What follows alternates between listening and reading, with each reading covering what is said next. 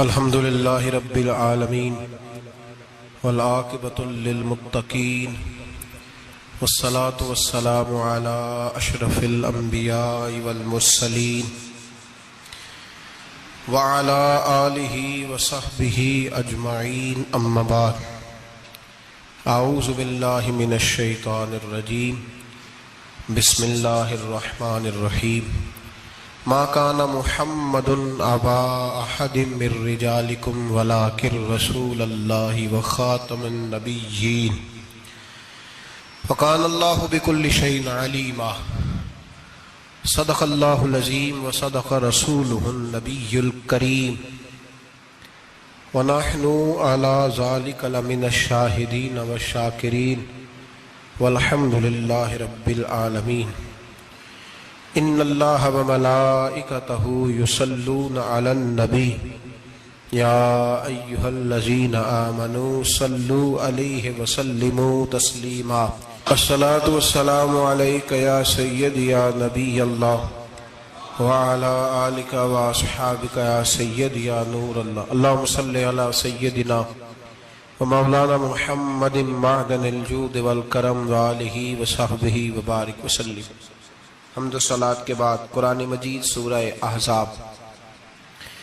اللہ تبارک و تعالی نے ارشاد فرمایا ما کان محمد ابا احد من رجالکم، فرمایا محمد صلی اللہ علیہ وسلم مردوں میں سے کسی کے باپ نہیں، ولکن رسول اللہ، لیکن اللہ کے رسول ہے۔ روحانی طور پر حضور کا درجہ باپ سے بھی زیادہ ہے، لیکن اللہ تبارک و تعالی نے اپنے حبیب پاک علیہ السلام کے کسی بھی صاحبزادے کو اتنا بڑا نہ فرمایا کہ وہ مرد کہلا سکے۔ بچپن میں ہی تینوں صاحبزادے وصال فرما گئے۔ مردوں میں سے حضور کسی کے بھی باپ نہیں ہیں۔ حضرت زید بن حارثہ رضی اللہ تعالیٰ عنہ کو نبی پاک صلی اللہ علیہ وسلم نے پالا۔ وہ حضور کے اس طرح کے غلام تھے کہ لوگ انہیں حضور کا بیٹا ہی سمجھنے لگے۔ بہت سارے لوگ کہنے لگے زید بن محمد صلی اللہ تعالی علیہ وسلم۔ اللہ کریم نے منع فرمایا، فرمایا میرے رسول مردوں میں سے کسی کے بھی باپ نہیں ہیں۔ حضور اور اس کی وجہ نبی پاک صلی اللہ تعالی علیہ وآلہ وسلم مردوں میں سے کسی کے باپ نہیں، اللہ کے رسول ہے، وخاتم النبیین، اور سب نبیوں میں سے آخری نبی ہے۔ اللہ کے رسول ہے اور سب نبیوں میں سے حضور کون سے نبی ہیں جی؟ آخری۔ حضور کے بعد کوئی اور نبی آ سکتا؟ اللہ نے قانون بنا دیا ہے، قانون بنا دیا ہے، آخری نبی ہے رسول پاک علیہ السلام۔ حضور کے صاحبزادے بچپن میں کیوں وصال کر گئے؟ اس آزمائش سے نبی پاک علیہ السلام اس لیے گزرے کہ اللہ نے حضور کی ختم نبوت کے قانون کی حفاظت فرمانی تھی۔ اگر نبی پاک کے کوئی بیٹے بڑے ہوتے تو نبی کے بیٹے نبی ہوتے، اور چونکہ دروازہ نبوت ذات رسالت پر بند کر دیا گیا، اس لیے اللہ تبارک و تعالی نے محبوب کے کسی بیٹے کو بھی پروان نہیں چڑھایا، وصال ہو گیا، اس لیے کہ حضور اللہ کے آخری نبی۔ یہ امت مسلمہ کا متفقہ عقیدہ ہے، اس پر درجنوں آیتیں ہیں قرآن مجید کی، 150 کے قریب نبی پاک کی حدیثیں ہیں۔ کتنی جی؟ کوئی عالم فاضل زیادہ پڑھا لکھا ہوگا، مقررہ حدیث کو دیکھے گا یا اور ریسرچ کرے گا تو شاید زیادہ وہ نکال لائے، لیکن 150 کے لگ بھگ محبوب کی حدیثیں ہیں جن میں حضور نے فرمایا میں آخری نبی ہوں، میں آخری نبی ہوں، میں آخری نبی ہوں۔ 150 کے قریب جگہ حضور نے فرمایا اللہ نے میرا نور نبوت پہلے سب سے پیدا فرمایا ہے، پر میں آخری رسول بن کے آیا ہوں، میں آخری نبی ہوں۔ میرے نبی پاک علیہ السلام نے فرمایا، جس طرح کو یہ بخاری مسلم کے لفظ ہے، فرمایا کوئی آدمی مکان بناتا ہے بڑا پیارا، بڑا حسین، بڑا خوبصورت، ہر قسم کے نقش و نگار کرتا ہے، پر ایک اینٹ کی جگہ خالی چھوڑ دیتا ہے، ایک اینٹ کی جگہ۔ اب جو آدمی بھی آتا نا، گھومتا دیکھتا مکان، اسے بڑا اچھا لگتا اس کا مکان، پر وہ دیکھتا کہ یار یہ ایک اینٹ کی جگہ خالی ہے۔ اگر کبھی یہ بھی مکمل ہو جائے تو مکان. بات کی سمجھ آ رہی ہے؟ یہ خود حضور نے مثال دی. میرے حبیب پاک علیہ الصلوۃ والسلام فرماتے ہیں اللہ تبارک و تعالی نے جب نبوت کی حسین عمارت کو بنایا تو سارے نبی آ گئے پر ایک اینٹ کی جگہ خالی تھی. فرمایا میں آیا ہوں تو دیوار مکمل ہو گئی, اب کسی اور کی گنجائش ضرورت ہی نہیں. مکمل اکمل کامل دین نبی پاک کا. یا رسول اللہ آپ کس کس کے رسول بن کے آئے؟ فرمایا یا ایھا الناس انی رسول اللہ الیکم جمیعا, اے تمام انسانوں میں تم سب کی طرف اللہ کا رسول بن کے آیا. قرآن مجید نے کہا میرے نبی پاک صلی اللہ علیہ وسلم صرف انسانوں کے رسول نہیں, وما ارسلناک الا رحمتا للعالمین, جس کو اللہ نے بنایا ہے ان سب کے حضور رسول بن کے آئے, سب کے لیے رحمت بن کے آئے. دائرہ کار ہی بڑا وسیع ہے. تو اب کسی اور کی گنجائش ہے؟ ہاں کچھ لوگوں کو بیماری لگتی ہے, پاگل ہو جاتے ہیں, پاگل ہو جاتے ہیں. دعویٰ کرنا ہمارے زمانے میں ویسے ہی آسان ہے, اور پاکستان ہندوستان ویسے جمہوری ملک ہیں, اس میں ہر آدمی کو بولنے کی اجازت ہے, جو جس کی طبیعت آتی ہے بول سکتا ہے, گنجائش ہے. اور ویسے بھی کوئی کیسے پتہ کرے گا کہ کوئی کیا سوچ رہا ہے, کیا بول رہا ہے؟ نبی پاک صلی اللہ علیہ وسلم نے فرمایا تھا کہ میری امت میں 30 کے قریب ایسے دجال جھوٹے ہوں گے, 30 جو دعویٰ کریں گے کہ ہم اللہ کے رسول ہیں, 30. لیکن فرمایا میں آخری نبی ہوں, میرے بعد کوئی نبی آ سکتا, انا خاتم النبیین لا نبی بعدی, میں آخری نبی ہوں, میرے بعد کوئی نبی آ سکتا. 30 کے قریب. خود نبی پاک علیہ السلام کے زمانے میں 2 بندوں نے دعویٰ کر دیا تھا ہم نبی ہیں. بہت سارے لوگوں نے دعویٰ کیا, اور 1 2 4 نہیں, ابھی چند مہینے پہلے ایک بندے کو پھر دورہ پڑا تھا. بعد میں اس کا معلومات کی تو پتہ چلا نفسیاتی مریض ہے بیچارہ, وہ بھی کہتا تھا میرے پاس وحی آتی ہے. بہت سارے لوگوں نے, لیکن ایک بندے نے ذرا منظم ہو کے دعویٰ کیا, اور خود چونکہ وہ انگریز کا وفادار تھا, تابع دار تھا, اور وہ کہتا تھا میرے آنے کے 2 مقصد ہیں. معاذ اللہ اپنے آپ کو نبی کہتا تھا. 2 مقصد ہیں. ایک کہتا تھا کہ جو انگریز حکومت کا وفادار نہیں وہ اللہ رسول کا وفادار نہیں, معاذ اللہ. پہلا اس کا آنے کا مقصد وہ بیان. دوسرا اس کا مقصد یہ تھا, وہ کہا کرتا تھا کہ دین سارا باقی ہے, موجود ہے, قرآن حدیث نماز روزہ حج زکوٰۃ, میں معاذ اللہ نبی بن کے آیا ہوں تو صرف ایک کام کرنے آیا ہوں کہ جہاد کوئی نہیں, جہاد نہیں کرنا, کفر کے خلاف لڑنا. آپ کو پتا تو چل گیا ہوگا میں کس کی بات کر رہا ہوں. مرزا غلام احمد قادیانی, اس کے ماننے والوں کو مرزئی بھی کہتے ہیں, احمدی بھی کہتے ہیں, قادیانی بھی کہتے ہیں. ایک ہوتا ہے کافر, ایک ہوتا ہے مرتد. ان دونوں میں فرق ہے. عیسائی, یہودی, سکھ, ہندو یہ کافر ہیں, ان کا اپنا عقیدہ ہے, ٹھیک ہے, جو وہ کر رہے ہیں. اسلام کسی پر جبر کا حکم نہیں دیتا, موج کریں, لگے رہے, ہم انہیں دین کی دعوت دیں گے پر ان پر کوئی سختی نہیں کر سکتے. ایک مرتد ہوتا ہے جو لبادہ دین کا اڑتا ہے, اپنے آپ کو مسلمان کہتا ہے, قرآن والا کہتا ہے, اسلام والا کہتا ہے, لیکن دین میں رکھنا ڈالتا ہے, نیا عقیدہ گھڑتا ہے, وہ مرتد ہے, اس پر سختی کرنے کا حکم ہے. مرزائیوں کی مصیبت یہ ہے کہ وہ کہتے ہیں جی ہم قرآن کو بھی مانتے ہیں, ہم اسلام کو بھی مانتے ہیں, ہم نبی پاک صلی اللہ علیہ وسلم کو بھی مانتے ہیں, بس آخری نبی نہیں مانتے, ایک نیا نبی مانتے ہیں. اور پھر رنگ بڑا عجیب دیا, کہتے ہیں ذلی نبی ہے, بروزی. نوکھا فلسفہ سنے آپ حیران ہو جائیں گے. ذلی نبی کہتے ہیں میں مستقل نبی نہیں, میں نبی پاک کا سایہ بن کے آیا ہوں. یہ اس نے دعویٰ کیا ہے, کہتا ہے میں مستقل نبی نہیں, میں حضور کا. اور بیوقوف, جس خدا نے اپنے رسول کا سایہ بنایا ہی نہیں کہ کسی کے قدم نہ آ جائیں, اور تیرے جیسے شخص کو سایہ بنانا تھا جس کی ایک آنکھ بھی کوئی نہیں, کانا ہے بیچارہ. مرزا کانا تھا, ایک آنکھ اس کی سلامت. اللہ کے نبیوں میں کوئی نقص ہوتا.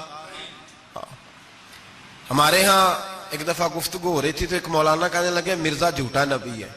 استادوں نے روک دیا, کہنے لگے یہ لفظ بھی نہیں کہنا, جو نبی ہوتا ہے وہ جھوٹا نہیں ہوتا, اور جو جھوٹا ہوتا ہے وہ نبی یہ لفظ بھی نہیں کہنے، اس کو جھوٹا نبی نہیں کہنا. کہا حضور پھر کیا کہیں؟ کہنے لگے چلو کانا شانا کہہ لیا کرو، اتنی گنجائش ہے، یہ تو 2-4 جملے ہیں، جیسا بیچارہ ہے تھا ویسا چلو کہہ لو، کانا شانا کہہ لیا کرو، اس کی اجازت ہے، لیکن یہ لفظ کہنے کی اجازت منظم سازش کی اس شخص نے، منظم. اور یہ رکی نہیں. ہماری یونیورسٹیوں کے اندر بہت سارے لیکچرار بھرتی کیے جاتے ہیں جو قادیانی ہیں، مرزائی ہیں. اور آپ حیران ہوں گے یہ بات سن کے کہ یورپ کا ویزا سب سے آسانی سے اس بندے کو ملتا ہے جو کہتا ہے جی میں مرزائی ہو گیا ہوں، مجھے پاکستان میں خطرہ ہے، فٹافٹ بلا لیتے ہیں. تمہاری ان کے ساتھ کیا رشتہ داری ہے جو تمہیں فٹافٹ بلاتے ہیں؟ بتاؤ کیا تعلق ہے جو تمہیں سپورٹ کرتے ہیں؟ مرزا غلام احمد قادیانی نے دعویٰ کیا، پہلے وہ کہنے لگا جی میں محدث ہوں، میں حدیثوں کی تشریح کرتا ہوں. پھر کہنے لگا میں مجدد ہوں، دین کی تجدید کروں گا. پھر آہستہ آہستہ کہنے لگا جی میں امام مہدی بن کے آیا ہوں. لوگ کٹھے ہونے لگے نا، ہمارے لوگ تو دعا کرانے پہ قائل ہو جاتے ہیں، ویسے بھی جو نئی مداری لگائے اس کے بندے جلدی قائل ہو جاتے ہیں. علامہ اقبال نے پنجابی کا، میں خود پنجابی ہوں لیکن اقبال نے پنجابی کا مزاج بیان کیا ہے. پنجابی کا مزاج، اقبال کہتے ہیں پنجابی کا مزاج ہے کہ تحقیق کا پھندا کوئی سیاد لگا دے، یہ شاخ نشیمن سے اترتا ہے بہت جلد. کہتے ہیں کوئی مداری دکھائے صحیح، اس کا کام ہے فٹافٹ پہنچ جانا. یہ مداریوں کا زمانہ ہے، جو اچھی مداری لگا لے، شور شار اچھا کرے، اس کے گرد لوگ جو کہے میں نے پھونک ماری تو بندہ چل پڑا، پھونک ماری تو گر گیا، پھر میں نے ایسے کیا تو ایسے ہو گیا. کوئی مداری دکھائے صحیح. مداری کا دور ہے. اس نے بھی مداری لگا لی، میں دعا کرتا ہوں تو فلانا صحیح ہو گیا، میں یہ کرتا ہوں تو کبھی محدث ہو گیا، کبھی وہ مجدد ہو گیا. پھر کہنے لگا میں امام مہدی ہوں. پھر اس نے تھوڑی ترقی کر لی تو کہنے لگا میں مسیح موعود ہوں، وہ جو حضرت عیسیٰ علیہ السلام نے دوبارہ پیدا ہونا تھا تو لہذا میں آ گیا ہوں، معاذ اللہ. پھر آہستہ آہستہ جب اس نے سمجھا نا کہ اب بندے تھوڑے پکے ہو گئے ہیں جو میرے ساتھ ہیں، پھر کہنے لگا نہیں میں ذلی نبی ہوں، بروزی، میں سایہ بن کے آیا ہوں. مرزا غلام محمد قادیانی پشت پناہی اس کو انگریز کی حاصل تھی. کسی شخصی جب حکومتیں سپورٹ کرتی ہیں پھر اس کا آگے بڑھنا بڑا آسان ہو جاتا ہے. اس کی انگریز نے مکمل پشت پناہی کی. اپنے بچوں کو سمجھائیں جو بات عرض کر رہا ہوں. ہمارے اپنے شہروں میں جو معروف سکول ہیں ان کے اندر ایسے ٹیچر بھرتی ہونے لگے ہیں جو قادیانی اور مرزائی ہیں، جو گندے نظریات کے حامل لوگ، جو طرح طرح کی. آپ کو نہیں پتا، ہمیں تو شوق ہی بڑا ہے نا، بچہ ایف ایس سی کرے صحیح، جائے جدھر مرضی، بی ایس سی کرے بس وہ. اور بڑی جلدی لوگ مائل اور قائل ہوتے ہیں. ایک صاحب مجھے کہنے لگے جی اب تو سائنس بھی ماننے لگی ہے اسلام کی ساری باتوں کو. تو میں کیا مانے چاہے نہ مانے، سائنس کے ماننے سے کوئی فرق پڑتا نہیں. مانتی سائنس تو نہ مانے، کیا اس میں حرج ہے. ایک حکیم صاحب بڑے پرانے بڑے سیانے کہنے لگا جی میں 2-3 امراض کا علاج کرتا ہوں، اس میں ایک کھانسی بھی ہے، چند قطرے شراب کے ڈال کے میں دوائی بناتا ہوں، بندہ ٹھیک ہو جاتا ہے. میں نے کہا آپ کا دماغ ٹھیک نہیں. میرے نبی پاک صلی اللہ علیہ وسلم نے جس چیز کو گند کہا ہے اس میں کبھی شفا ہو سکتی، سارا زمانہ بھی کہے کہ ٹھیک ہو جائے گا تو اس میں شفا ہو سکتی. جو پیشاب سے زیادہ پلید ہے اس میں بھی کبھی شفا ہو سکتی ہے. تو سائنس مانے، حکمت جو مرضی کہے. ڈاکٹر روز کہتے ہیں کزن میرج سے مسائل بنتے ہیں، قریبی رشتہ داروں میں شادی کرنے سے. رسول پاک علیہ السلام نے سگے چچا کے بیٹے کے ساتھ حضرت فاطمہ کا نکاح کیا. اگر مسائل بن سکتے ہوتے تو رسول پاک کبھی یہ کام کر سکتے؟ سوال ہی پیدا نہیں ہوتا. روز ڈاکٹر کہتا ہے آپ پتہ کرنے جائیں بیماری کہاں سے لگ گئی، آپ کے خاندان میں تو کسی کو نہیں تھی، فلانے کو تو نہیں تھی، سسرال میں میکے میں. بھئی اللہ کے رسول نے فرمایا بیماری متعدی نہیں ہوتی، ایک کو دوسرے سے لگ سکتی. تو ساری دنیا کے ڈاکٹر کہیں بے شک ہماری طبیعت مان سکتی. ہم کوئی کچے نظریات کے لوگ ہی نہیں. یہاں تو بندے فٹافٹ ایسے ہو جی وہ سنا تھا اس نے کہا تھا. کیا مطلب ہے؟ ساڈے نبی دی زبان ساڈے واسطے قرآن، ساڈے نبی دی زبان ساڈے واسطے قرآن. ختم ہو گئی بات. جو مرضی کو کہتا، پھر عقیدہ مضبوط. زبردست، ایک منٹ کے لیے بھی ہلنے کی ضرورت نہیں۔ مرزا صاحب نے دعوے کر دیے، لوگ اکٹھے ہونے لگے، انگریز کی پشت پنائی تھی، اور اس نے سب سے پہلا اٹیک ان لوگوں پہ کیا جو سردار کہلاتے تھے، چودھری کہلاتے تھے، زمیندار تھے۔ غور کریں جو بات سمجھا رہا ہوں۔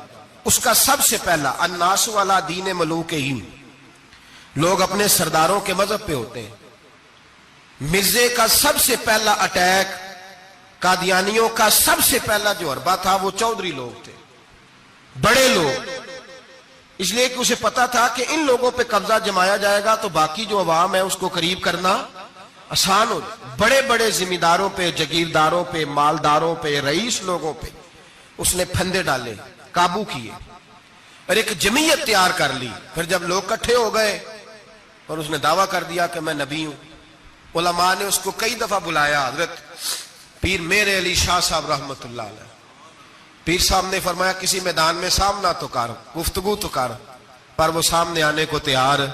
امیر ملت پیر جماعت علی شاہ صاحب محدث علی پوری رحمت اللہ علیہ فرمایا سامنے تو آنا، کہیں سامنے تو آ تو صحیح۔ حضرت حجت الاسلام مولانا حامد رضا خان صاحب رحمت اللہ تعالی علیہ حضرت کے صاحبزادے فرمانے لگے تو ایسا بے ایمان ہے، سامنے کیوں نہیں آتا، باہر تو نکلنا، آ تو صحیح۔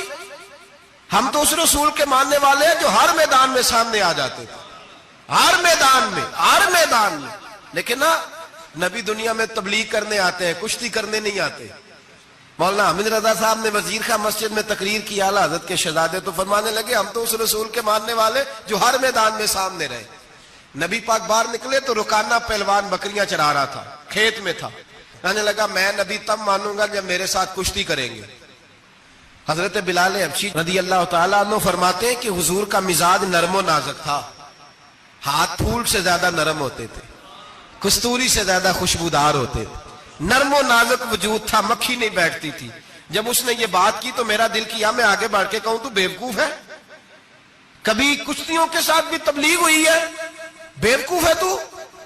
کہتے ہو، کہنے لگا جی میرے ساتھ تو سینکڑوں لوگ آئے، کوئی مجھے گرا نہیں سکا، اگر آپ گرا دے تو میں کلمہ پڑھ لوں گا۔ کہتے رسول پاک نے آستینیں چڑھائی، فرمایا چل آجا کشتی کر لیتے، تو آ صحیح میدان میں نکل۔ میرے رسول پاک نے آستین چڑھائی، تامت مبارک کو سمیٹا، فرمایا چل آجا آجا۔ ہر میدان میں رسول پاک تشریف لائے، نبی پاک سامنے ہوئے، حضور نے اس کو داؤ لگانے کا موقع دیا، کبھی ٹانگوں کی طرف بھاگتا، کبھی پیچھے آتا، کبھی دائیں۔ جب بھاگ کے حضرت بلال کہتا وہ بھاگ رہا تھا، حضور مسکرا رہے تھے، سبحان اللہ۔ نبی پاک کیا بات ہے، سرکار ہنس رہے تھے کہ چل چل یار ٹھیک ہے، بھاگ دوڑ لے۔ جب بھاگ دوڑ لیا تو میرے نبی پاک نے بازو سے پکڑا، 2-3 دفعہ لایا تو زمین پہ گر گیا، حضور نے پکڑ کے اٹھایا، فرمایا میں صرف گرانے نہیں آیا، میں تو اٹھانے آیا ہوں۔ کھڑا کیا تو کہنے لگا نہیں آپ نے تو مجھے موقع ہی نہیں دیا، تو حضور نے فرمایا دیر کوئی نہیں ہوئی، تو دوبارہ آ جا، کوئی عرض نہیں، آ جا دوبارہ سے۔ دوبارہ آیا تو میرے حبیب نے 2 دفعہ ہلایا تو پھر جا گرا، کہنے لگا نہیں ابھی بھی میں سنبھل نہیں سکا تھا، فرمایا کوئی عرض نہیں، یہ کوئی ایسا معاملہ ہے تو دوبارہ آ جا۔ اب کہ جب آیا نا تو حضرت بلال کہتے ہیں وہ دستے مبارک جن کو میں تھامتا تھا تو لگتا تھا پھول تھام لیے ہیں، ان ہاتھوں سے حضور نے اٹھا کے فضا میں بلند کیا اور حضور نے دھڑام سے زمین پہ گرایا تو کلمہ پڑھتا ہوا کھڑا ہوا، کہنے لگا اے محبوبہ جو تیرے ہاتھ میں طاقت ہے وہ تیری نہیں، وہ خدائی طاقت ہے، وہ خدائی طاقت ہے، خدائی۔ میرے رسول پاک علیہ السلام ہر میدان میں، علماء نے کہا تو نکل تو صحیح، پر کبھی باہر نکلا، فوت کہاں ہوا تھا پتا نا آپ کو، فوت کہاں ہوا تھا جی؟ چلو مینوں تے دسن دی لوڑ ہی نہیں، تہاڈے تے سارا پتا ہے، ہوتا باتھ روم میں مرا، وہ باتھ روم میں، اور آج تک لوگ باز نہیں آئے، ان کی عبادت گاہیں ہیں، بڑے چکر ہیں۔ اب ایک نیا بہانہ میں سنتا ہوں، نیا بہانہ، کہتے ہیں جی پاکستان کی اسمبلی نے انہیں کافر کہا ہے۔ اسمبلی وزیر اعظم صاحب شیخ الحدیث ہے آپ کے، اسمبلی میں جو لوگ بیٹھتے ہیں شیخ، ان کا کیا کفر اسلام سے، کیا وہ کسی کو کہیں گے بیچارے؟ سورت اخلاص تو ہمارے وزیر داخلہ اور وزیر خارجہ نہیں سنا سکتے، یہ حال ہے۔ بہت بڑے بڑے بیرسٹر کہلانے والوں کو سورت اخلاص نہیں آتی، انہوں نے کسی کو کافر مسلمان کیا کہنا ہے؟ اسمبلی کا مسئلہ نہیں ہے، امت مسلمہ کے علماء محدثین محققین کا متفقہ فیصلہ ہے کہ مرزائی کل بھی کافر تھے، آج بھی، قیامت تک کافر اور بدترین کافر ہے, ہلکے پھلکے کافر بھی نہیں, سپرلیٹر ڈگری ہے, زبردست قسم کے کافر ہے, چھوٹے موٹے بھی نہیں, آخری درجے کے بدترین مشرک ہیں یہ. ہم لوگوں کی اپنی موج ہے جمہوری, اور نہیں جی نہیں نرمی کرنی چاہیے, نہیں جی نہیں نرمی کرنی. ایک پارٹی والا دوسرے پہ سختی کر رہا ہے, مذہب کے معاملے میں سارے اس نے اخلاق کے قائل ہیں, سب اخلاق کے قائل ہیں. نرمی کرو ٹھیک ہے, سب کو کہو چلو ٹھیک ہے گلی برابر کی ہے, ووٹ برابر کے لے لو.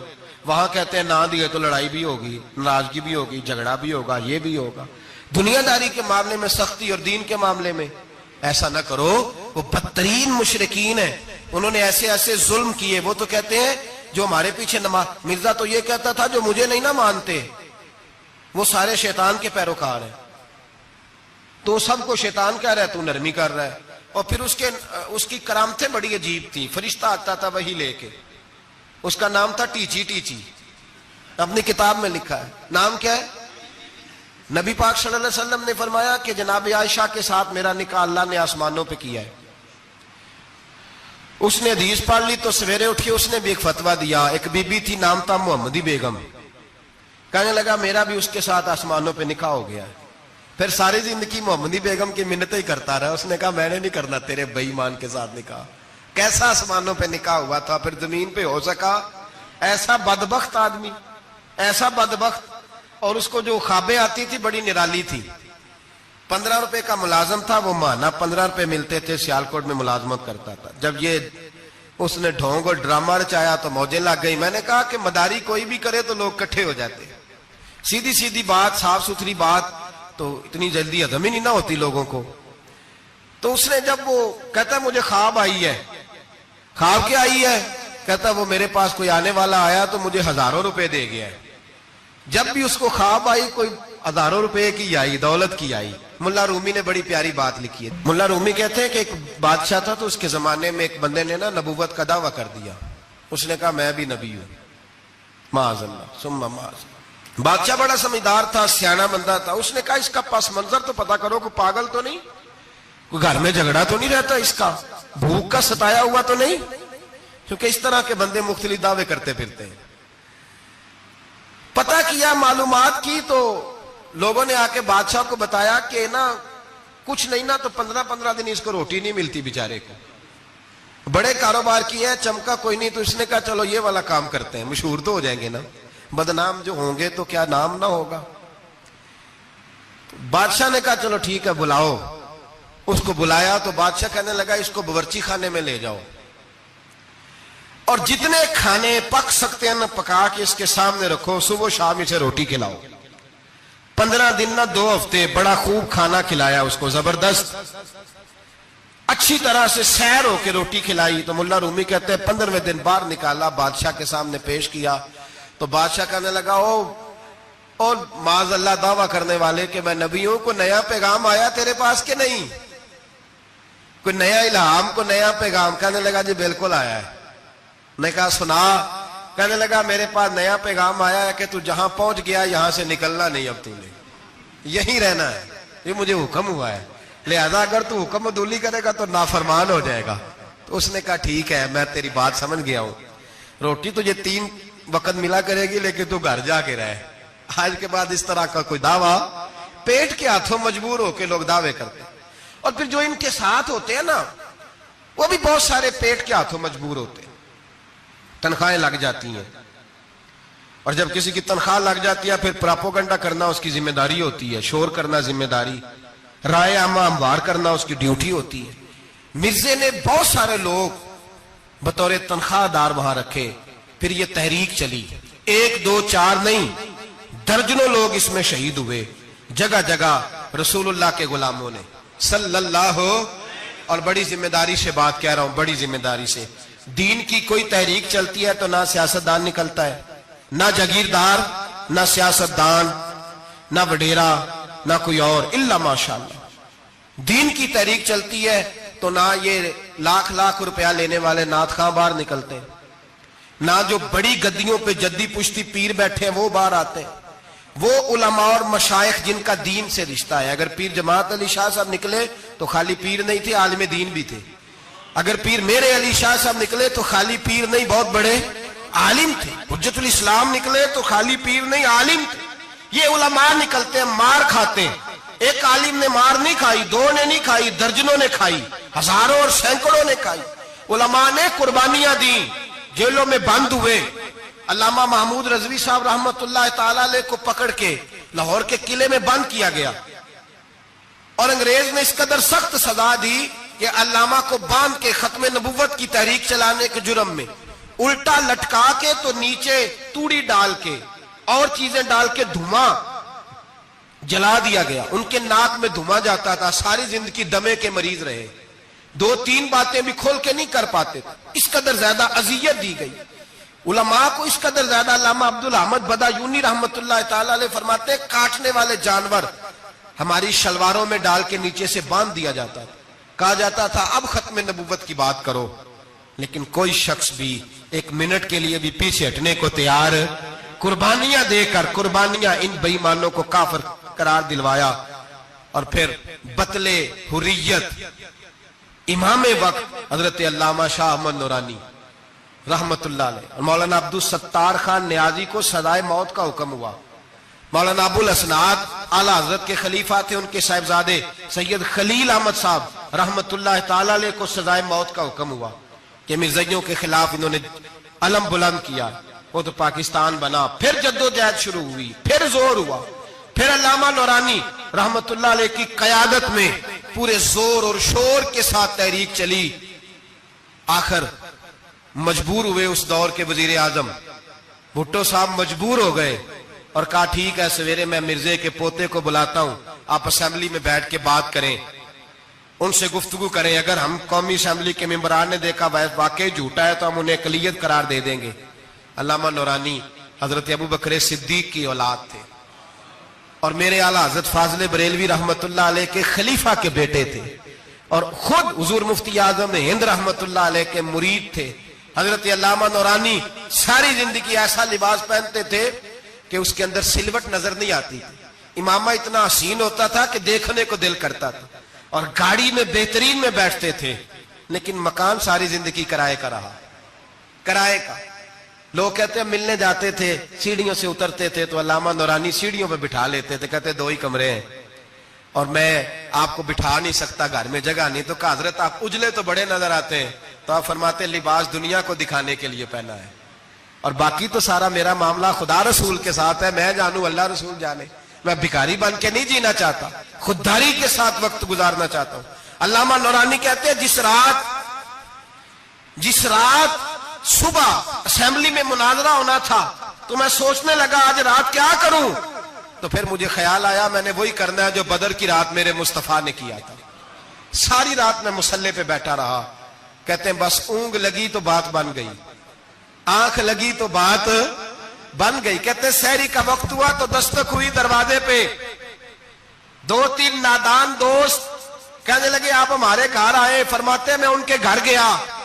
جب ان کے گھر پہنچا تو وہاں مرزئی اور قادیانی 10 کروڑ روپیہ بریف کیس میں بند کر کے لائے اور کہنے لگے مولانا یہ بیانہ ہے، بیانہ، یہ آپ بیانہ پکڑ لیں اور باقی پیسے بعد میں. سنا ہے مکان بھی کرائے کا ہے، سنا ہے آپ کے پاس کوئی پراپرٹی نہیں، یہ بیانہ لے لے باقی بعد میں آئے گا. علامہ نورانی کہتے ہیں میں نے جب پیر کی ٹھوکر لگائی تو بریف کیس کھل گیا اور اس میں کروڑوں روپے بکھر گئے. مجھے کہنے لگے پیسے دیکھ کے تو آپ کو خیال آ گیا ہوگا کہ بچوں کے لیے بھی کچھ سوچنا ہے، پیچھے بھی پلٹ کے دیکھنا ہے. تو نورانی صاحب رحمت اللہ علیہ فرمانے لگے میں نے کہا ہاں میں وصول تو کر لیتا پر تم نے قیمت بڑی تھوڑی لگائی ہے. ایمان بیچنا اتنی تھوڑی قیمت؟ میری تو رات زیادہ قیمت لگ گئی ہے، بڑی زیادہ قیمت. میں تو بک گیا ہوں پہلے سے. کہنے لگے آپ کی کیا قیمت لگی ہے؟ فرمانے لگے رات میں درود پڑھتے پڑھتے سویا ہوں تو مدینے والے رسول کا دیدار نصیب ہوا ہے اور نبی پاک نے تھپکی دے کے کہا فکر نہ کرنا میں تیرے ساتھ ہوں. تو کہنے لگے جس کی قیمت محمد عربی لگائے کوئی اسے خرید سکتا ہے؟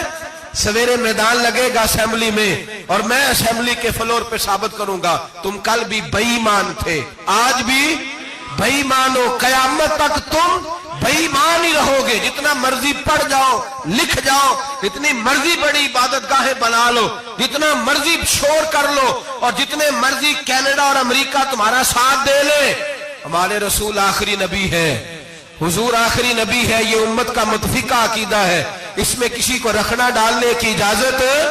آپ فرماتے ہیں سویرے وہ آیا، بڑے زور سے آیا، کبھی انگریزی بولتا، کبھی کوئی بولی بولتا، لیکن احمد رضا کے دروازے کا ایک فقیر ایک بات ہی کرتا، وہ رضا کے نیزے کی مار ہے کہ عدو کے سینے میں غار ہے، کسے چارہ جوئی کا وار ہے کہ جو وار وار سے پار۔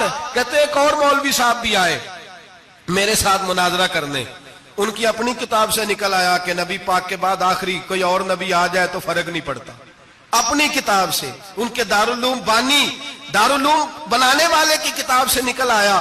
تو مولوی وہ مرزا کہنے لگا تم نے بھی تو لکھا ہے، ہم نے کہا یہ بھی بے ایمان ہے، اعلیٰ حضرت کہہ چکے ہیں یہ کافر ہے، یہ بھی تمہاری طرح کا ہی ہے ظالم، لہذا اس کی بات کا کوئی اعتبار نہیں ہے، کافر قرار دے دیا گیا۔ کفر تو ہو گیا، اقلیت تو ہو گئی، لیکن وہ آج تک اپنی حرکتوں سے باز۔ ہمارے بچوں کو پتہ ہی نہیں یہ کتنے غلط ہیں، ہمیں خبر ہی نہیں کہ یہ کتنے برے ہیں۔ بھائی ایک صاحب سے میری ایک دفعہ بات ہوئی، چودھری صاحب تھے، گفتگو ہوئی تو کہنے لگے جی ختم نبوت نہیں مانتے تو ختم ہو گیا مسئلہ، اللہ ناراض ہو جائے گا، ختم نبوت نہیں مانتے تو اللہ ناراض ہو جائے گا۔ میں نے کہا جناب کے کتنے بچے ہیں؟ انہوں نے کہا 4، زمین کتنی؟ 20 کلے، کتنے کتنے آئے بولیے؟ تو میں نے کہا ایک نیا بندہ آ کے کھڑا ہو جائے کہ میں بھی آپ کا بیٹا ہوں تو آپ راضی ہیں؟ مثال دے رہا ہوں سمجھانے کے لیے، بلا مثال و بلا تشبیہ، آپ راضی ہو جائیں گے؟ بولے نہیں نہیں تو چپ کر کیا کھنا، چل کوئی نہیں، 4 بھی بن رہے تھے 5 بھی بن لینے، ہو جائے گا ایسا؟ عجیب بندے ہو، جو کام جو تمہارا بیٹا نہیں، جب تم اسے بیٹا ماننے کو تیار نہیں تو جو اللہ کا نبی نہیں، وہ میدان میں کھڑا ہو کہ میں بھی ہوں میں بھی ہوں میں بھی ہوں، تو یہ کس طرح قابل قبول بات ہے؟ اور ایک بھائی سگے بھائی کو جائیداد دینے کو تیار نہیں تو ایک اور آ کے شامل ہو جائے کہ مجھے بھی شامل کر لو، چلو کوئی نہیں فرق پڑتا، اتنی زمین ہے ابے کی، اتنی زمین ہے ابا جی کی، مجھے بھی شامل کر لو، تو لوگ تو قتل کر دیں گے کہ جب تو ہے نہیں تو ہمارا بھائی بنتا کیوں ہے؟ او خدا کے بندے، عجیب فلسفہ حیات ہے، عجیب زندگی ہے، فٹافٹ لوگ مان لیتے ہیں۔ سب لوگوں نے اپنی اپنی باتیں کی، سب نے اپنے اپنے دلائل دیے ختم نبوت پہ، ضرورت ہی نہیں تھی، جب حضور کہہ گئے، جو بن سکتے تھے ان کو نبی پاک کہہ گئے، جو بن سکتے تھے جن میں صلاحیتیں تھی، حضور نے فرمایا علی تو میرے لیے اسی طرح ہے جس طرح موسیٰ کے لیے ہارون تھے، لیکن موسیٰ کے بھائی ہارون بھی نبی تھے، پر میرے بعد کو نبی ہو سکتا تو ہو اسی طرح جس طرح موسیٰ کے لیے ہارون، جن کے اندر خوبیاں پائی جاتی تھی۔ فرمایا ابو بکر میری ساری امت سے افضل ہے پر نبی نہیں ہے۔ میرے رسول پاک نے فرمایا عمر فاروق میں وہ ساری خوبیاں پائی جاتی ہیں جو ایک نبی میں، لو کان نبی بعد لکان عمر ابن خطاب، اگر کوئی میرے بعد نبی ہوتا تو خطاب کا بیٹا عمر ہو، جو ہو سکتے تھے جب وہ نہیں ہوئے تو کانا شانہ اٹھ کے آ گیا ہے، ادھر قادیان کا رہنے والا، اور تو کہتا ہے نہیں مجھے مان لو، چلو پورا نہ مانو، ذلی مان لو، بروزی مان لو، کوئی حیا ہونی چاہیے۔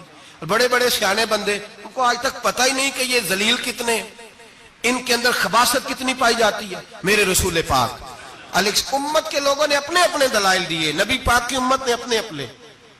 حضرت میاں محمد بخش صاحب رحمت اللہ علیہ ختم نبوت پہ بات کرنے لگے تو انہوں نے انوکھی بات ہی کر دی، انوکھی بات۔ ایک شخص ان سے کہنے لگا چل کے دیکھو تو صحیح، ملے تو صحیح۔ آپ فرمانے لگے دفع کرو، جنہ اندر عشق ہے رچیا اونا نہیں پج جانا، پاویں سونے ملن ہزارہ آسانی یار بٹونا۔ ہم نے دائیں بائیں دیکھنا ضرورت ہی نہیں، ہمارے رسول نے کوئی کمی چھوڑی نہیں، باقی آ رہے ہیں یہاں خیرات لینے۔ حضرت موسیٰ کہہ رہے ہیں اللہ اپنے آخری نبی کی امت میں شامل کر لے، تو ہمیں کیا ضرورت ہے پتہ بھی کرنے کی؟ اور سن لیں، یہ یاد رکھیں بات، امام اعظم ابو حنیفہ رحمۃ اللہ علیہ فرماتے ہیں اگر کسی بندے نے دعویٰ کیا کہ میں نبی ہوں، دعویٰ کیا کہ میں نبی ہوں، اور سامنے والے نے اسے یہی کہہ دیا نا کہ اگر تو نبی ہے تو معجزہ دکھا، تو یہ کہنے والا بھی کافر ہو گیا، اس لیے کہ اس نے تو دلیل مانگ لیا، یہ تو تھوڑا سا متفق ہوا ہے۔ تماشا دیکھنے کے لیے بھی اگر کہا نا کہ اگر تو نبی ہے تو دلیل لا، کوئی معجزہ، تو یہ لفظ کہنے والا بھی بولیے دائرہ اسلام سے کیوں مانگی تو نے دلیل؟ کیا ضرورت پڑی تھی؟ کیوں تو نے ایسا کہا؟ اتنا متفقہ عقیدہ ہے کہ تو مانگ تو یہ بھی نہیں کہہ سکتا کہ چل کچھ کر کے دکھا، یہ بھی تیرے لیے جائز ہے۔ صوفیاء کہتے ہیں تو نے سوچ کیسے لیا؟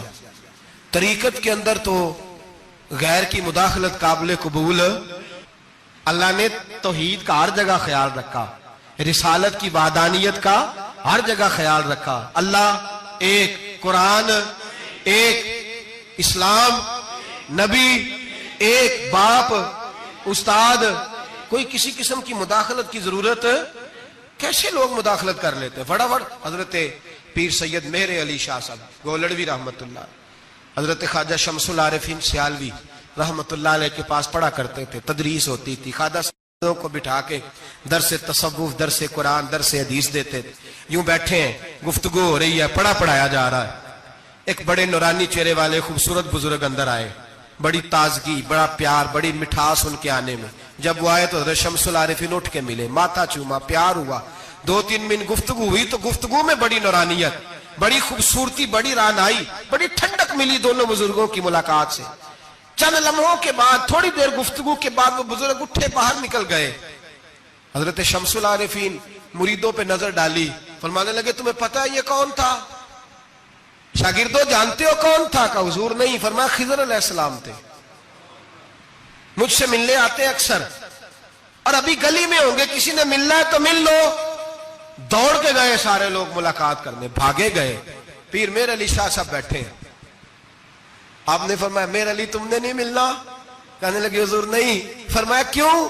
کہنے لگے حضور میں اسے نہ ملوں جسے خضر بھی ملنے آتا ہے، اسے نہ ملوں جس سے وہ ملنے آتا ہے، میں نے کیا کرنا ہے ان سے مل کے؟ آپ سے ملوں گا جن سے حضرت خضر بھی ملنے آتی ہیں۔ جنہ تنا وچ عشق ہے رچیا اونا نہیں بھج جانا، پانے پاویں سونے ملن ہزاراں، اسا نہیں یار وٹانا، ضرورت ہی نہیں۔ ایسے حسین محبوب کے بعد کسی اور جگہ نظر جمانے کی طبیعت، ضرورت نہیں، توجہ نہیں، خیال نہیں۔ جس نے یہ پوچھ بھی لیا کہ تو بتا، کوئی معجزہ دکھا، وہ بھی دائرہ اسلام سے نبی پاک صلی اللہ علیہ وسلم کے زمانے میں حضور نے خود فرمایا تھا 30 کے قریب لوگ ہوں گے جو دعویٰ کریں گے ہم نبی ہیں۔ فرمایا دجال ہوں گے، کذاب ہوں گے جو دعویٰ کریں گے۔ ایک بندے نے تو حضور کی ظاہری حیات میں دعویٰ کر دیا، مسلمہ اس کا نام تھا، 150 سال کے قریب عمر پائی اس نے، اور بہت سارے اس کے ماننے والے اسی لیے ماننے لگے کہ عمر بڑی لمبی ہے۔ معاذ اللہ تعالیٰ، لوگوں کا اپنا اپنا مزاج ہے نا، ماننے کا اپنا اپنا مزاج ہے۔ ایک اس سے کانا آدمی دعا کرانے آیا، ایک آنکھ سے کانا تھا، اس نے دعا کرائی تو دونوں آنکھوں سے اندھا ہو گیا، دونوں آنکھوں سے۔ اللہ نے اسے سزا دی تو ایک ماننے والا کہنے لگا فٹافٹ مان جاؤ، ورنہ جو اس کی نہ مانے پورا اندھا ہو جاتا ہے۔ ماننے والوں کا اپنا انداز ہے نا۔ ایک لنگڑا آیا، ایک ٹانگ سے لنگڑا کے چلتا تھا، مسلمہ سے دعا کرانے آیا تو دوسری بھی ضائع ہو گئی، یہ اس کا حال تھا۔ پر ماننے والوں کا کیا کیا جائے؟ ماننے والے جس کو مرضی ماننے لگتے ہیں، نفسیاتی طور پر لوگ کمزور ہو جاتے ہیں۔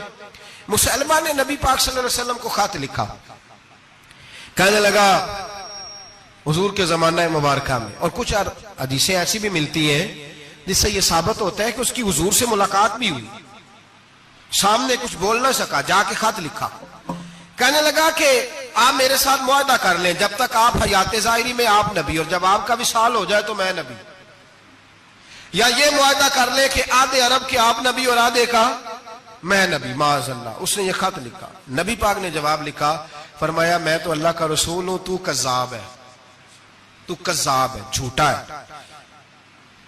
لوگ ایک اور بھی، میں ایک دن آرٹیکل پڑھ رہا تھا، کہنے لگے جی مرزے کے اب بڑے ماننے والے ہیں، اس کو کذاب نہیں کہنا چاہیے، ان کو دکھ ہوتا ہے، جو جھوٹ بولے اسے جھوٹا نہیں کہنا چاہیے۔ تو تھی بول دے کیوں نہیں؟ تو اڈا کی پروگرام ہے، کہنا چاہیے کہ نہیں کہنا چاہیے؟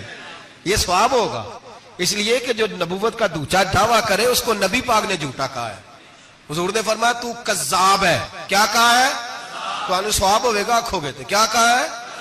کذاب۔ تو اس کو کذاب کہنا نبی پاک کی کیا کی ہے نا، پھر جی وہ منن والے تکلیف ہوندی تو میں کہا پئی ہوئے، وہ کذاب ہے، لہذا ہمیشہ کذاب ہی رہے گا۔ جب حضور نے کہا ہے جو دعویٰ کرے نبوت کا وہ کیا ہے، تو لہذا کذاب ہی رہے گا۔ حضور نے لکھا کذاب، جب نبی پاک نے کذاب لکھا نا خط میں، کون لے کے جائے گا؟ اب اس کے دربار میں جانا ہے، حالات بڑے خطرناک ہیں، اس کے گرد بندے بھی ہیں، اور اس کے گھر جانا ہے، مشکل مرحلہ ہے۔ ایک صحابی تھے چھابڑی فروش، سر کے اوپر رکھ کے نا ٹوکرا، تو مدینے کی گلیوں میں کھجوریں بیچتے، 11-12 بچوں کے باپ تھے۔ کون جائے گا؟ اور جسمانی طور پہ بھی کمزور تھے، فٹافٹ اٹھے، کھجور کھا رہے تھے، ہاتھ کھڑا کر کے کہا حضور کسی اور کی ڈیوٹی نہ لگانا، میں جاؤں گا۔ جب یہ لفظ کہے تو ان کے منہ سے کھجور کے ٹکڑے گرے صحابہ کے چہروں پر۔ ایک صحابی کہنے لگے پہلے کھجور تو کھا لے، بڑی تجھے جلدی ہے بولنے کی، کھا تو لے۔ کہنے لگے اگر میرے کھاتے کھاتے ڈیوٹی کسی اور کی لگ گئی تو، کسی اور کی لگ گئی تو کیا کروں گا، جلدی ہے مجھے۔ حضور سید عالم صلی اللہ علیہ وسلم نے نا اپنا نیزہ دیا، گھوڑا دیا، فرمایا ذرا ڈٹ کے جانا، اس کے گھر جانا ہے۔ کہا محبوبہ فکر ہی نہ کرے، فکر نہ کرے۔ صحابہ کہتے ہیں اس طرح وہ نکلا جیسے کوئی جرنیل نکلتا ہے، اس کا انداز ہی بدل گیا، اس کے طور طریقے ہی بدل گئے، وہ یوں نکلے جیسے کوئی بڑا دلیر آدمی جا۔ حضور نے بھیجا ہے نا، نبی پاک نے بھیجا ہے نا، انداز ہی بدل گئے، طریقے ہی بدل گئے۔ مسلمہ کے دربار میں گئے، وہاں ایک شخص جو بعد میں مسلمان ہوا، وہ بتلاتا ہے کہ جب حضرت حبیب بن زید پہنچے نا تو نیزہ ہاتھ میں تھا، زور سے گاڑا جا کے اس کے دربار میں، زور سے گاڑ دیا زمین پہ۔ مسلمان نظر، کون ہو؟ آپ فرمانے لگے تجھے چہرہ دیکھ کے نہیں پتا چلا میں رسول اللہ کا نوکر ہوں؟ ہمارے تو چہرے بتاتے ہیں ہم رسول والے ہیں، ہمارے تو چہرے بتاتے ہیں نبی پاک والے، تجھے پتہ نہیں چلا کون ہوں؟ کیسے آئے ہو؟ فرمایا یہ تیرے خط کا جواب لایا ہوں۔ بادشاہوں کا طریقہ یہ تھا کہ خط خود نہیں پڑھتے تھے، ساتھ ایک بندہ کھڑا ہوتا تھا، وہ خط پڑھتا تھا۔ مسلمہ نے اس کو خط دیا، پڑھو۔ جب اس نے خط پڑھا تو لکھا تھا تو کذاب ہے۔ اب سب نے سن لیا، اکیلے میں ہوتا تو چلو بات اور تھی، سن لیا سب نے، آگ بگولا ہو گیا، آنکھیں سرخ ہو گئی، جلال برسانے لگا۔ اب اور تو کچھ نہ ہوا، سامنے حضرت حبیب کھڑے تھے، اٹھا تلوار لے کے کہنے لگا تیرے نبی نے مجھے کذاب کہا ہے، تیرا کیا خیال ہے؟ مانے لگے خیال والی بات ہی کوئی نہیں، جسے نبی پاک کذاب کہے وہ ہوتا ہی کذاب ہے، جسے حضور جھوٹا کہے وہ ہوتا ہی۔ فرمایا تو 7 سمندروں کا پانی بھی بہا دے تو تیرا جھوٹ دھل سکتا، تو ہے ہی جھوٹا، جسے حضور نے جھوٹا کہہ دیا وہ جھوٹا ہے، جھوٹا ہے۔ کہنے لگا پیچھے پلٹ کے دیکھ، سارے میرے پہرے دار ہیں، میرے سپاہی ہیں، تلواریں، نیزے، خنجر، تیر، سارے میرے ماننے والے۔ کیا لفظ ہے، کیا حسن ہے، کیا توانائی ہے۔ حضرت حبیب بن زید فرمانے لگے میرے 12 بچے ہیں، ان میں سے کچھ ایسے ہیں جو دودھ پیتے ہیں، کچھ ایسے ہیں جو ابھی چل نہیں پائے۔ میں جب رسول اللہ کا پیغام لے کے نکلا تھا تو میں نے پلٹ کے بچے نہیں دیکھے تو تیرے پہرے دار کیسے دیکھ لوں؟ جو چیز مجبور کرتی ہے، باندھ لیتی ہے، وہ نہیں جب میں نے دیکھی تو میں تیرے پہرے دار دیکھوں؟ جو جی میں آتا ہے کر، غلامان محمد جان دینے سے نہیں ڈرتے، یہ سر کٹ جائے یا رہ جائے کچھ پرواہ نہیں کرتے۔ فرمایا ان کو نہیں دیکھا جن کو دیکھنا چاہیے تھا، تجھے دیکھوں؟ میں اکثر کہتا ہوں کٹ لگ جائے نا ہاتھ پہ تو نمازیں رہ جاتی ہیں، جماعتیں چھوٹ جاتی ہیں، طبیعتیں بگڑ جاتی ہیں، مشکل ہوتا ہے، تکلیف آئے تو سنبھلنا۔ یہاں ہلکا سا بچھو آ کے کاٹے تو شور ہو جائے گا، جمعے میں لوگ اٹھیں گے، اللہ مجمع بکھرے گا، اوہ بچھو آ گیا، حالات بگڑ جائے، چھپکلی پیروں پہ گرے تو لوگ اٹھ دوڑتے ہیں۔ حضرت حبیب بن زید انصاری کھڑے تھے، انگلی نہیں، ہاتھ نہیں، کٹ نہیں لگا۔ مسلمہ اٹھا، اس نے زور سے تلوار ماری، بازو کٹ کے گر گیا، فوارہ نکلا خون کا۔ او بھائی بچھو کاٹے تو سنبھلنا مشکل، ذرا تصور کرو ہاتھ کٹ گیا۔ حضرت حبیب بن زید کھڑے ہیں، کہنے لگا اب تیرا کیا خیال ہے؟ آپ فرمانے لگے تو بڑا بیوقوف ہے، ہمیں آزماتا ہے، ہمیں تو بدر سے لے کر احد تک ساری دنیا آزما چکی ہے، ہمیں آزماتا ہے، ابھی بھی خیال پوچھتا ہے۔ فرمایا میرا خیال وہی ہے جو میرے رسول نے فرما دیا ہے، خیال وہی ہے جو نبی پاک نے کہہ دیا ہے۔ پھر تلوار ماری، دوسرا ہاتھ کٹ گیا، ذرا سوچنا، غور کرنا، ٹانگ ٹوٹی نہیں، ہڈی نہیں ٹوٹی، ماس نہیں اکھڑا، ہاتھ کٹ کے گرا، 2 ہاتھ گر گئے، زمین پہ گرے۔ حضرت حبیب کہنے لگا میں تجھے قتل کر دوں گا، باز آ جا۔ آپ فرمانے لگے تو بڑا نادان ہے، ان لوگوں کو ڈراتا ہے جو سویرے فجر کی نماز پڑھ کے پہلی دعا ہی شہادت کی مانگتے ہیں۔ ہمیں ڈراتا ہے جو سوتے وقت التجا کرتے اللہ بستر پہ موت نہ دینا، میدان میں دینا، تو ہمیں ڈرا رہا ہے، چل جو ہوتا ہے کر لے۔ اس نے خنجر رکھا، تلوار رکھی گردن پہ، فرمایا میں کاٹ دوں گا۔ فرمایا کاٹتا کیوں نہیں، کاٹتا کیوں نہیں؟ اور وہ روایت کرنے والے کہتے ہیں مسلمہ کے ہاتھ کامتے تھے ختم نبوت کے تحفظ کے لیے۔ جب نبی پاک کے غلام نکلے تو جھوٹا دعوے کرنے والے کانپ اٹھے، کانپ کھڑے ہوئے، کہتے ہیں اس کے ہاتھ کانپتے تھے۔ حضرت عبید بن زیاد کٹے ہوئے بازوؤں کے ساتھ بھی توانا تھے، قلم توڑ گئے میاں محمد بخش صاحب، فرمانے لگے او کچا رنگ للاری والا جیڑا چڑھدا لیندا رہندا، اے عشق تیرے دا رنگ محمد چڑھ جائے پھر نہیں لیندا۔ جب تلوار چلی، گردن کٹی، تو رسول اللہ کی ختم نبوت پر پہرا دینے والوں کا اجر میرے رسول نے بیان فرمایا، میرے نبی نے اجر بیان کیا، ڈگری جاری فرمائی، سند دی حضور نے۔ وہاں گردن کٹی اور جہاں مدینے میں حضور کی آنکھوں میں آنسو آئے۔ یا رسول اللہ کیا ہوا؟ فرمایا میرا حبیب شہید ہو گیا ہے اور رب کریم نے اس کے لیے جنت کے سارے دروازے کھول دیے، سارے دروازے اللہ نے کھول۔ یہ سند جاری کی نبی پاک۔ ختم نبوت مسلمان کا عقیدہ، حضرت ابو بکر صدیق نے ختم نبوت کے تحفظ کے لیے پورا ایک دستہ تیار کیا۔ ابو جال کے بیٹے جناب سیدنا اکرمہ رضی اللہ تعالیٰ عنہ، ان کی سربراہی میں جناب سیدنا ابو بکر صدیق رضی اللہ تعالیٰ عنہ نے لشکر تیار کیا۔ وہ لشکر گیا، اس لشکر میں حضرت وحشی بھی تھے جنہوں نے حضرت امیر حمزہ کو میدان احد میں شہید کیا تھا۔ فرماتے ہیں میں دعا کرتا تھا اے اللہ بہترین مسلمان میرے ہاتھوں شہید ہوا ہے، اب میرے ہاتھوں کوئی بدترین کافر قتل کرا تاکہ میرا کفارہ ہو جائے۔ فرماتے ہیں جب میں گیا، جب میں نکلا میدان میں پہنچا تو مسلمہ میرے سامنے آ گیا، جھوٹی نبوت کا دعویٰ کرنے والا۔ کہتے ہیں جب سامنے آیا تو میں نے اس کو مارا، تیر وہ گرا، اور جب گرا تو میں نے رکھا پھر اس کی گردن پہ پیر۔ میں نے کہا میرے رسول تو میدان بدر میں دعا کریں تو 5000 فرشتے آتے ہیں، تو ذرا پلٹ کے دیکھ بے ایمان تیرا حال کیا ہے۔ فرماتے ہیں میرے قدموں کے نیچے، میں نے کہا تو میرے نبی سے مقابلہ کرنے چلا تھا؟ میں رسول اللہ کا ادنا غلام ہوں، نہ بدری ہوں، نہ عشرہ مبشرہ میں سے ہوں، نہ میں خلفائے راشدین میں سے ہوں، پر ہوں رسول کا غلام، الصحابی کن نجوم میں شامل ہوں۔ فرماتے میں نے گردن کاٹی اور اللہ نے مجھے موقع دیا۔ حضرت امیر حمزہ اگر میرے ہاتھوں شہید ہوئے تھے تو نبی پاک کا بدترین دشمن بھی میرے ہاتھوں قتل ہوا۔ ختم نبوت کا تحفظ ہر دور میں ہر جگہ صحابہ کرتے رہے۔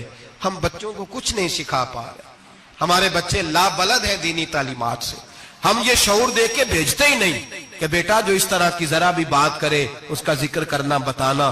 قادیانی، مرزائی، کسی جگہ یہ اپنے آپ کو احمدی کہتے ہیں، کسی جگہ کوئی اور روپ دھارتے ہیں۔ ایک ان کا گروپ اب لاہوری کہلاتا ہے، وہ کہتا ہے جی ہم اسے سارا کچھ مانتے ہیں پر نبی نہیں مانتے۔ ہم نے کہا تم بھی تو بے ایمان ہو نا، کافر کو تو مان رہے ہو نا، چاہے مجدد بھی مانو مفسر بھی مانو، مان تو ایک بے ایمان کو رہے ہو نا، کافر کو کافر ماننا ضروری ہے۔ اللہ نے کہا قل یا ایھا الکافرون، اللہ نے کافر کو کافر کہا ہے تو کافر کو کافر ماننا یہ ضروریات دین کا حصہ ہے۔ تو لہذا اپنی اولادوں کو، نسلوں کو، آنے والے طبقات کو، بالخصوص کالجز میں، یونیورسٹیز میں اور ان جگہوں پہ جو لوگ تعلیم حاصل کرنے جاتے ہیں ان بچوں کو خاص کر کے سمجھائیں، ان پر خاص دھیان دیں، توجہ کریں کہ وہ بچے ان چیزوں سے باز آئیں، پرہیز کریں۔ میں نے کہا کہ ایک بہت بڑا طبقہ، اور پھر ایک اور بہت بڑی تکلیف کی بات یہ ہے ہماری حکومتیں یہ خیال نہیں کرتی کہ کوئی بند باندھا جائے، کوئی ایسا صورت بنائی جائے، کوئی جو ہے وہ ایسی ترتیب لگائی جائے کہ جو لیکچرار آئے یا سرکاری عہدے پہ کوئی شخص آئے اس کی جان پھٹک کی جائے، وہ کون ہے، اس کا عقیدہ کیا ہے، وہ کس نظریے کا ہے۔ ہمارے ہاں کوئی ایسا اندازہ نہیں، اس لیے یہ مرتد، یہ کفار، یہ برے لوگ پھیلتے چلے جا رہے ہیں۔ اپنی صفوں کے اندر ان لوگوں کو تلاش کریں۔ اور پھر ایک اور بات یاد رکھیں، کفر سے جب بیزاری ہوتی ہے نا، ان لوگوں کو احساس ہوتا ہے کہ ہم غلط ہے، ہمارے ساتھ اظہار بیزاری ہے۔ ان لوگوں سے جو اظہار بیزاری کیا جاتا ہے اس کا مطلب یہ ہے کہ ان کو احساس ہو کہ ہم غلط ہیں۔ اور بہت سارے لوگ بس ایسے ہی ان کے پیچھے لگ گئے بلا وجہ، دیکھا دیکھی، دوستوں کی وجہ سے، ان کو پتہ ہی نہیں کہ یہ کتنے برے ہیں۔ اللہ کی بارگاہ میں یہ دعا کرتے ہیں کہ اللہ تعالیٰ ہماری آنے والی نسلوں کو ان برے اثرات سے محفوظ رکھے، اور اللہ تبارک و تعالی ہمیں حضور کے ختم نبوت کے عقیدے پر پختگی عطا فرمائے، ہمیشہ مدحت خیر الانام میں گزرے۔